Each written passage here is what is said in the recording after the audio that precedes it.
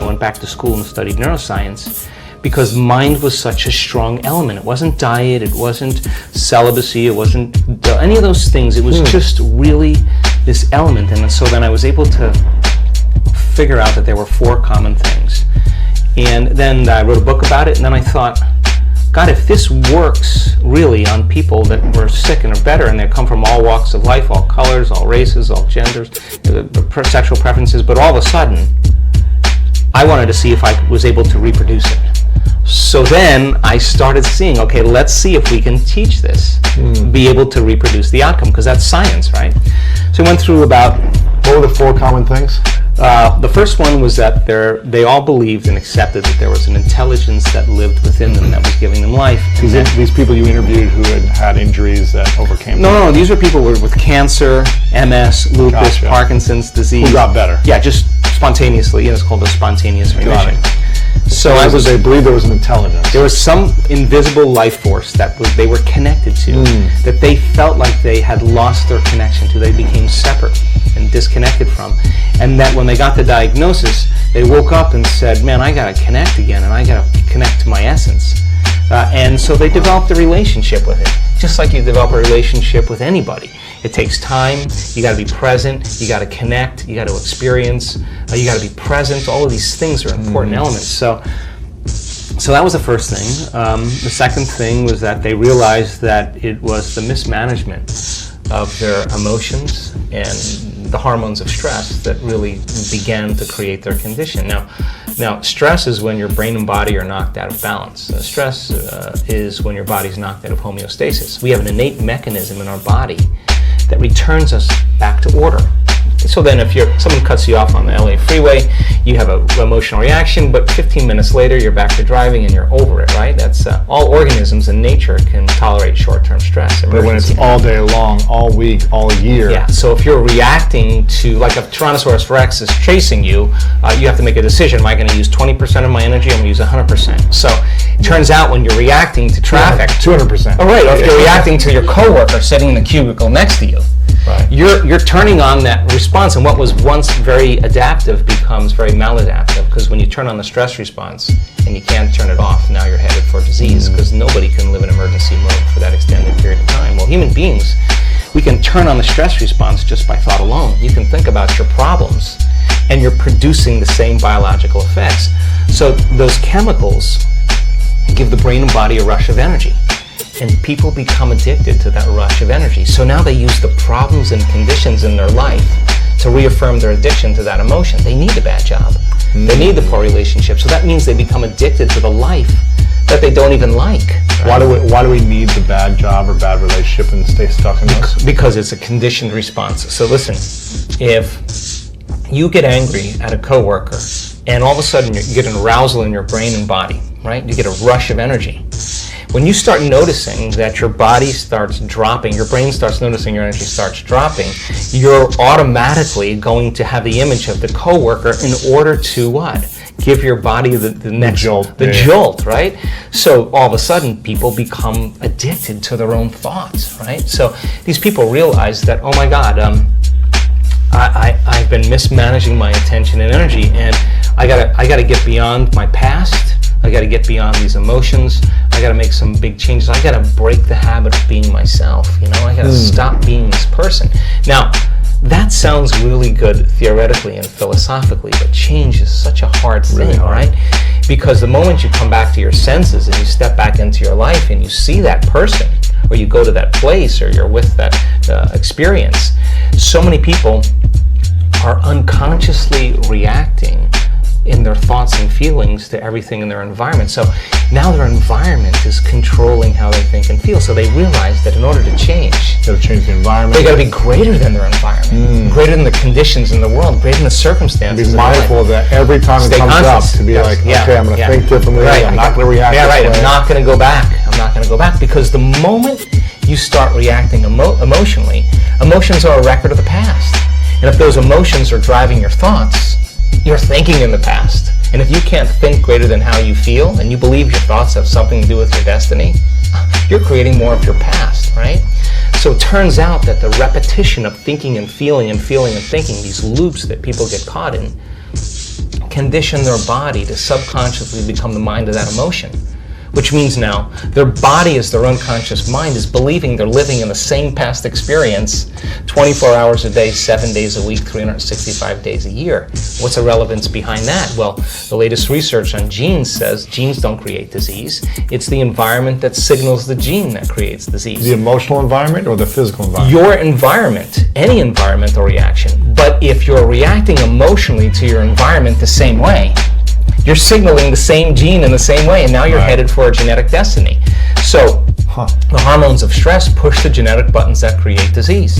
If you can turn on the stress response just by thought alone, your thoughts can make you sick. And if your thoughts can make you sick, is it possible that your thoughts can make you well? So they began to realize that, oh my God, the repetition of thinking and feeling and feeling and thinking caused me to feel guilt, and I don't even know it's guilt, it just feels like me. It's just, I'm used to the same chemical continuity. Now, the moment they decided to change, anytime you decide to change and change anything about yourself, get ready, because it's going to feel uncomfortable. You're going to leave the known. Yeah. You're going to leave the familiar, and you're going to step into the unknown. Even if the familiar is uncomfortable and painful, right, it's still going to be painful leaving the pain. Right, because some people are super happy being unhappy. Right. So then they would rather cling to their suffering than take a chance in possibility. So these people said, I really have nothing to lose, right? So then they said, I'm willing to be uncomfortable and be in the unknown, and it turns out that's the perfect place to create from. So when the body is conditioned to become the mind, then to change is to be greater than the body, right? Because how do we become greater than the body? Well, that's a whole nother conversation, but let me finish this, okay? So the third thing they said was, okay, so now that I know that I got to break the habit of being myself, and I can't mismanage my thoughts and feelings, I got to change how I act, I got to watch how I speak, I got to become conscious of how unconscious I am, because 95% of who we are by the time we're 35 years old is a set of memorized behaviors, like a computer program, emotional reactions, unconscious beliefs and perceptions. So the first step to change is to become conscious of how you think, to notice how you act, to pay attention to how you feel.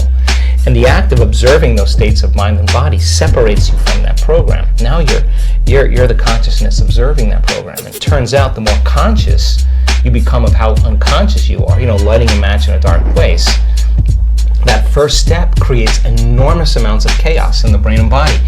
And it's disturbing, so people just go back to the same addiction, the same emotion, the same problem.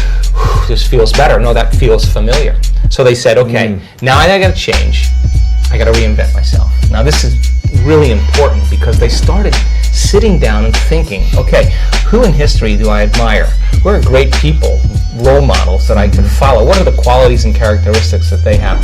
How am I going to change? These are what we call frontal lobe questions. The creative center of the brain switches on, and the emotional center settles down.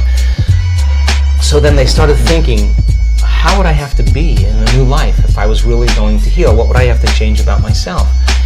Now, there's this interesting phenomenon that if you close your eyes and you begin to think about doing something, you're an athlete, you understand this. If you're a background in football and you are running a pattern or you are doing something, you would rehearse it in your mind. Yeah. Turns out that the act of mentally rehearsing something, when you're truly present, your brain does not know the difference between what's going on out there and what's going on in here. In fact, your brain will begin to look like you've been doing it for the last 5 days and you've never run the course. So now your brain is no longer a record of the past, because typically it is. Now it's a map to the future. So now you're priming your brain. So that became the great platform. Experiments with piano players. You take a group of people that never played the piano before. You divide them into 2 different categories.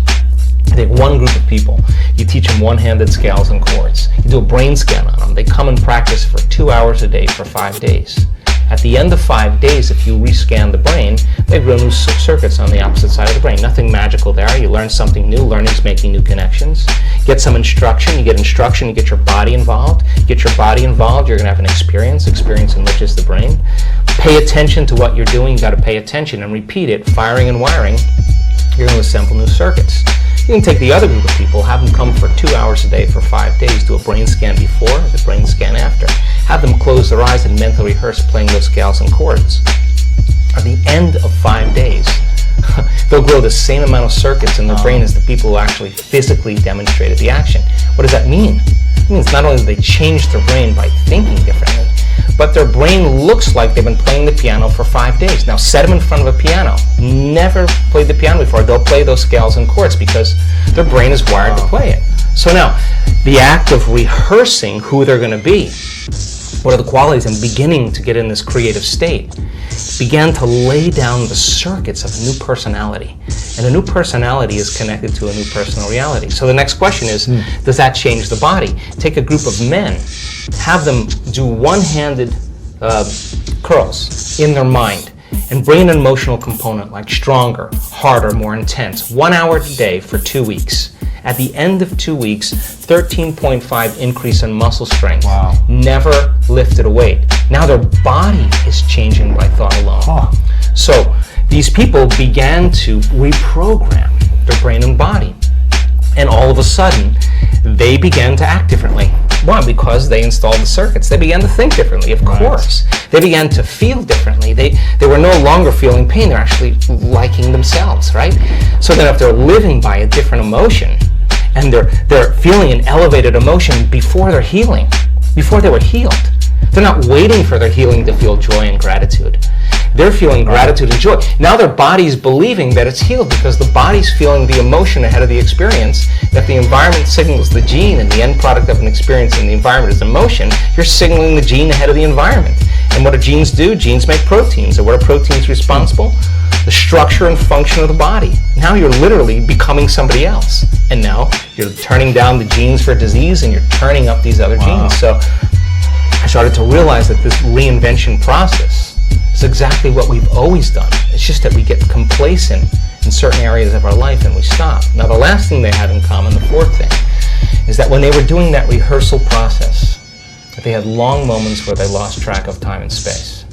In other words, they were so involved in their inner world of imaging that when they turn the light on in the room or they lift their blindfold up or whatever they were doing, they thought it was 20 minutes later, and it was an hour and 20 minutes later. And when you're truly focused and you're truly paying attention and you're in the present moment, all of a sudden, you will leave this three-dimensional reality. And when you leave this three-dimensional reality, there's only one other place you go, and that is the realm of thought, and that's called the quantum field. And that quantum field is where all possibilities exist, right? So they were connecting to a field of information that had everything to do with the first principle, which is that invisible intelligence that's both within us and all around us, personal and universal. It is the unifying field that governs everything material in this world. And if you're going to change something material, that means you got to get beyond your body to heal your body. Right. Because if you're your body trying to heal your body, there's one thing that we can guarantee: it's going to take time. It's going to just take a long time because you're playing by the rules of Newtonian physics. You play by the rules of quantum physics. Energy dictates matter. So when you're truly in the field and you're making changes there, then the downward cascade, neurologically, biologically, chemically, hormonally, genetically, is the side effect of what's happening in the field. Accelerates. It accelerates it, exactly. So you do it in less time because you're more connected to a realm that doesn't play by time.